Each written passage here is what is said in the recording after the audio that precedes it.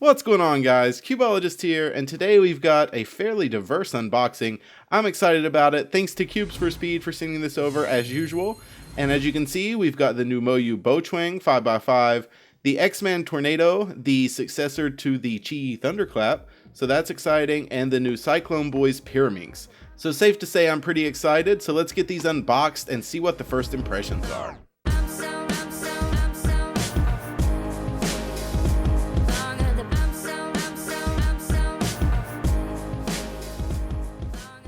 Alright, so first off, let's take a look at this Cyclone boys Pyraminx.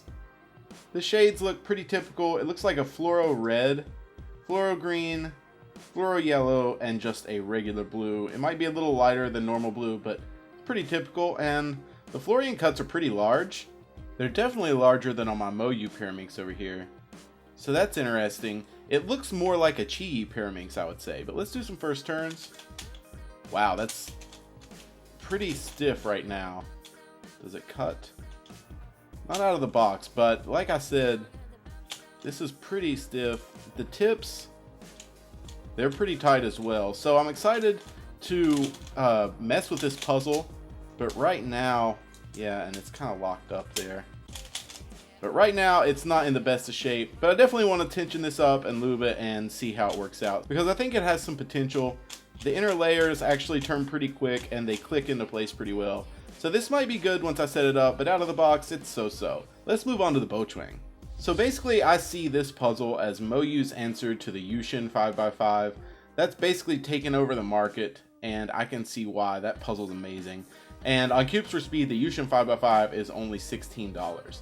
Now this puzzle came out at $19 on Cubes for Speed, which is pretty exciting, but I'm really interested to see how this turns, so let's see here. That's super swooshy.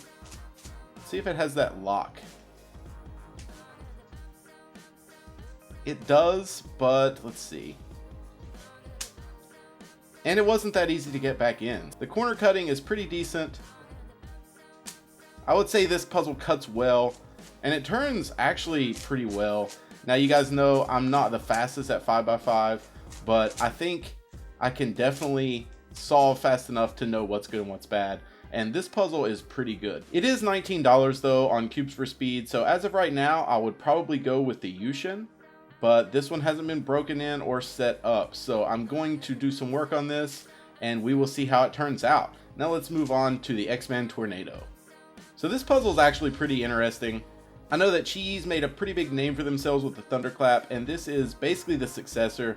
And I know that it's by Xman, which is a different designer. I think it's a deal like with MoYu and Kong's Design and Guoguan. It's just a designer that branches off of the original company. So let's see here. Those Florian mods are pretty interesting. Pretty massive, actually. That's actually insane. If you look back here, you can even see through the puzzle. That's crazy. Let's hope that these corners don't twist.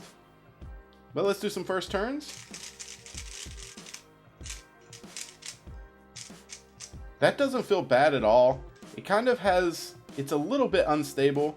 Because of the huge Florian cuts, you can see that these just push together. So it feels a little bit wobbly, but I'll tell you what's a good test for instability with my turning is an A-perm. So let's do that. That's actually not that bad. When I do that with the GANS 356, even the V2, I can feel it a lot. But something about my turning on the A-perm lets me know when a cube feels unstable or not. I think it's because I'm inaccurate with those D2s. So this is interesting. I've heard that it feels like the Yushin. I've heard that it feels like the Thunderclap. I can see both of those, but like with any puzzle, you really don't know until you break it in and set it up. But it feels a little bit heavy. I think it's a little bit heavier than, say, the Yuexiao. It's probably on par with more like the Aolong GT, something like that. It's definitely pretty substantial. And you can see there it's 87 grams, comparing that to the Yuexiao at 85.2, but this has been lubed and that makes it a little bit heavier. So there really isn't that big of a difference in weight. Maybe that's just in my head. But anyway, I really appreciate you guys watching. These puzzles are all pretty fantastic, and I really want to thank Cubes for Speed for sending them over. There will be links down in the description if you want to buy these before the reviews come out. I would probably say that there wouldn't be a bad choice in here. If you don't have a Pyraminx, This is only $8. This is 14, and this is 19 on Cubes for Speed. So they're all pretty good deals.